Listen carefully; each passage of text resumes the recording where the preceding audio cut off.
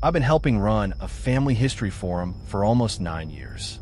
That sentence probably sounds boring enough to make most people click away. Honestly, if someone had told me 10 years ago that I'd spend my evenings organizing census records, correcting birth dates, and helping strangers build family trees, I would have laughed. I used to work construction. I wasn't interested in history. I wasn't interested in genealogy. What changed was my mother dying. Not suddenly, not dramatically. Cancer. 2 years of hospitals, medications, paperwork, and slow acceptance. After she passed, I found myself going through old boxes from her attic. Photographs, letters, birth certificates, little scraps of family history I'd never cared about before.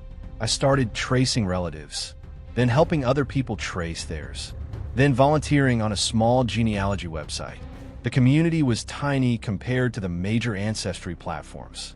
A few thousand active users, mostly retirees, amateur historians, people searching for lost relatives, adoptees, military families, that kind of thing. Eventually, I became one of the moderators. Most of the work was simple: settling arguments, removing spam, helping users organize records. Nothing strange, nothing dramatic, until the account. The account I still haven't deleted. The account nobody else remembers creating. Its username was simply m.ellison. No profile picture, no biography, no location, no age, nothing. The account appeared around 8 years ago. At first, nobody paid attention. Thousands of inactive accounts existed. This one looked no different. Then users started mentioning it. Not complaining, just mentioning it. Small things. Someone would say m.ellison helped them locate a marriage certificate. Another would thank her for identifying a relative in an old photograph. Someone else would mention receiving a useful private message. The strange part was that the account never appeared active. No login records, no visible posts, no public comments, nothing. Yet people kept referring to conversations they'd supposedly had with her. I assumed it was a database issue. The site had plenty of technical problems. I ignored it for months. Then one evening, a user named Harold sent me a message. He was 72, retired teacher, friendly guy. We'd spoken many times. His message was short. M.Ellison helped me find my sister. I replied, asking what he meant. A few minutes later, he responded, "My biological sister, the one adopted before I was born." I congratulated him. Family reunions happen occasionally. Then I asked how he found her. His answer bothered me. He said m.ellison had sent him information, addresses, names, hospital records, specific details. I checked the message logs. Nothing. No messages existed. Not deleted. Not archived. Nothing. According to the site database, m.ellison had never contacted him. I told Harold there must be some mistake. He insisted there wasn't. He even forwarded screenshots. The screenshots showed messages. Messages from m.ellison. Detailed, helpful, real.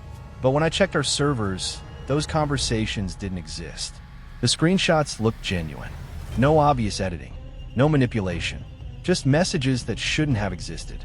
I contacted another moderator, then another. Neither found anything. We shrugged it off. Technical glitch. User misunderstanding. Case closed. At least that's what I told myself. Then it happened again, and again, and again. Always the same pattern. Users claimed m.ellison had helped them. Nobody could find evidence afterward. Yet the results remained real. Missing relatives located.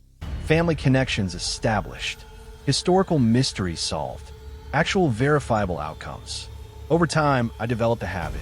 Whenever someone mentioned the account, I quietly documented it. Names, dates, conversations, patterns. At first, I expected the mystery to collapse into something ordinary. A software bug, a shared account, a prank. Instead, the pattern became stranger. Every person helped by m.ellison eventually discovered something unexpected in their family history. Not impossible, just deeply unsettling.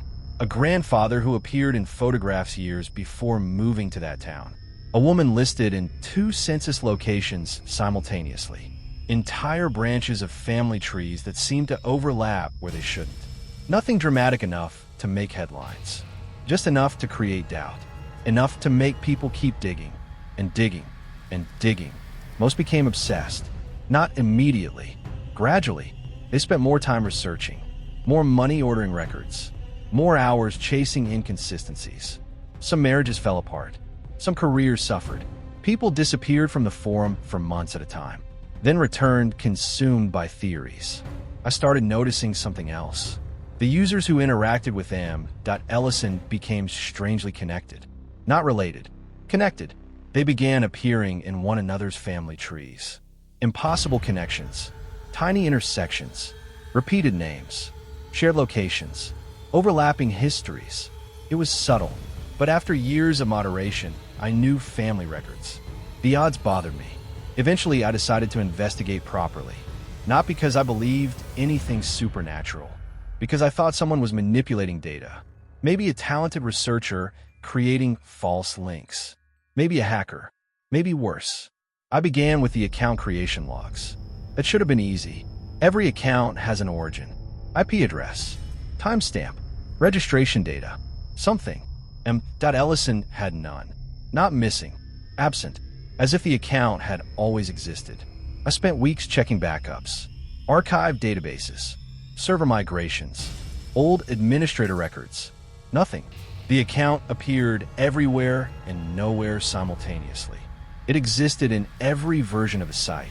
Even backups older than its supposed creation date contained it. That was the first time I felt genuinely afraid. Not of ghosts. Not of monsters. Of the possibility that something was fundamentally wrong. I didn't tell anyone. Not even my wife. Especially not my wife. At the time, our marriage was already struggling. We were polite. Functional. But distant. Years of grief and routine had worn us down. The last thing I needed was sounding insane. So I kept digging. One night, I found something unexpected. A private message. Not sent by m.ellison. Sent to her. 8 years old. The oldest message in the system. A welcome message automatically generated when accounts were created. The message contained a date. A timestamp. Finally, a lead. I checked what happened on the site that day. There were no registration records. No new users. Nothing. Except one thing. A server outage. 23 minutes long. Brief. Unremarkable. Forgotten. Except during those 23 minutes, dozens of user records changed. Tiny changes. Middle initials. Birthplaces. Marriage dates. Minor corrections. Most seemed beneficial. More accurate. Almost as though someone had edited family histories. At scale. Without permission, without leaving a trace. I remember sitting at my desk around 2 in the morning, staring at spreadsheets. The glow from the monitor hurt my eyes. My coffee had gone cold. Rain tapped against the windows. And for the first time, I considered deleting the account. Just deleting it. Removing the problem. Moving on. I tried. The delete function returned an error. I tried again. Another error. Database lock. Permission issue. Corrupted record. Every explanation failed. The account remained. Months passed. Then something happened that made the situation personal. My father died. Heart attack. Unexpected. He was 71. Healthy. Still working part-time. Then suddenly, he wasn't there anymore. Sorting through his belongings reopened old wounds. The same process I'd gone through with my mother. Boxes. Documents. Photographs. And among them, I found a picture. Just one photograph. Nothing extraordinary. Family picnic. Summer. I was maybe 8 years old. My parents. My uncle. Several cousins. Normal. Except for the woman standing near the edge of the frame. Nobody recognized her. Not me. Not my sister. Not my surviving relatives. Yet she appeared comfortable. Familiar. Part of the gathering. When I enlarged the image, my stomach dropped. Written on a name tag attached to her shirt were the words, M. Ellison. I spent 3 days trying to explain it. Maybe coincidence. Maybe misreading. Maybe image distortion. I wanted any explanation. Every explanation failed. Then the messages started. Not through the site. Through email. Simple emails. No sender information. No subject lines. Just questions. Questions about my family. Questions nobody should have known. The first asked why my father never spoke about 1974. The second asked whether I remembered the cabin near Lake Benton. The third referenced a cousin who died before I was born. Each detail was real. Each detail obscure, each detail accurate. I never replied. The questions continued. Weeks passed, then months. Eventually, one email arrived containing only a single sentence. Your family already knows me. I deleted it, then restored it, then deleted it again. I couldn't stop thinking about it. That became the pattern. Not fear, obsession. The same thing I'd watched happen to other users.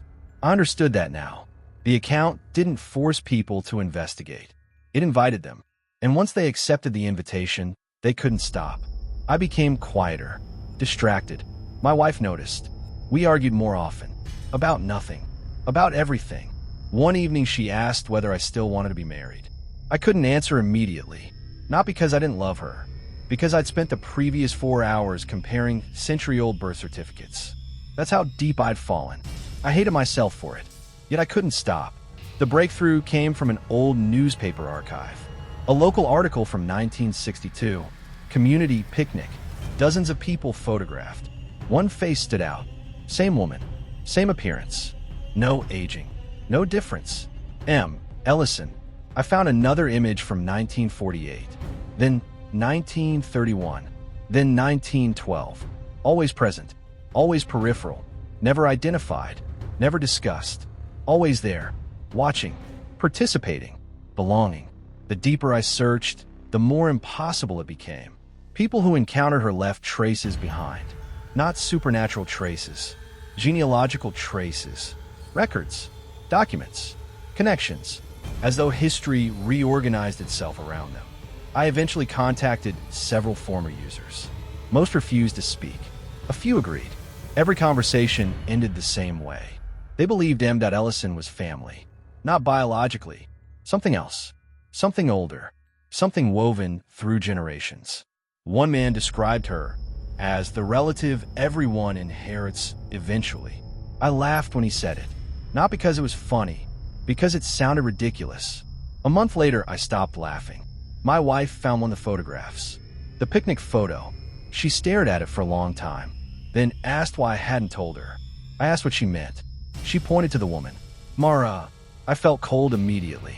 Who? She looked confused. Mara. She was at our wedding. No, she wasn't. I knew every wedding photograph. Every guest. Every memory. My wife insisted. Completely certain. She even described conversations. Specific details. Events that never happened. At least I thought they never happened. Then she showed me photographs. Wedding photographs. There she was, standing beside us. Smiling. Present. As though she'd always been there. I checked my copies. She wasn't. My wife checked hers. She was. That argument lasted until 3 in the morning. Neither of us convinced the other. By dawn, I realized something terrifying. The changes weren't happening to history. They were happening to people.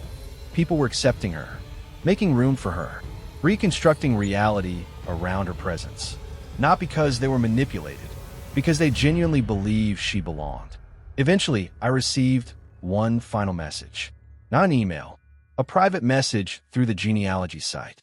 The first verifiable message ever sent from M. Ellison. No glitches, no missing logs, no ambiguity, just text. 3 sentences. You've done good work. Thank you for keeping my account active. You'll understand soon. I stared at those words for hours. Then I finally did something I should have done years earlier. I resigned, deleted my moderator privileges, left the community, changed email addresses, walked away. That was 14 months ago. I haven't logged in since. My marriage didn't survive. Maybe because of the obsession. Maybe because of everything else. I don't know.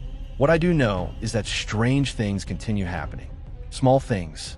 Quiet things. A family photograph I don't remember taking. A Christmas card signed by someone unfamiliar. An old contact on my phone named Mara. No memory attached. Just presence. Last week my sister called. She was organizing family records. Normal conversation. Then she asked a question. A simple question. The kind that freezes your blood before you understand why. She asked if I could send her Mara's maiden name. I asked who Mara was. There was silence. Long silence. Then my sister laughed nervously. The way people laugh when someone forgets something obvious. You know, she said. Our aunt. I didn't answer. I couldn't. Because part of me knew exactly who she meant. And part of me knew we never had an aunt named Mara. The worst part isn't that other people remember her. The worst part is that those memories are starting to feel familiar. I can almost remember holidays she attended, conversations we had, advice she gave me when I was young. None of it happened. At least I don't think it did. That's why I'm writing this. Not because I think I'm in danger. Not because I think she's coming for me. Because I don't know how much longer I'll remember that there was ever a difference. The account still exists. I checked once. Only once. 3 weeks ago. M. Ellison. Last active today. And for the first time in 9 years, the profile contained a biography. Just one sentence. Family is the story people agree to keep telling.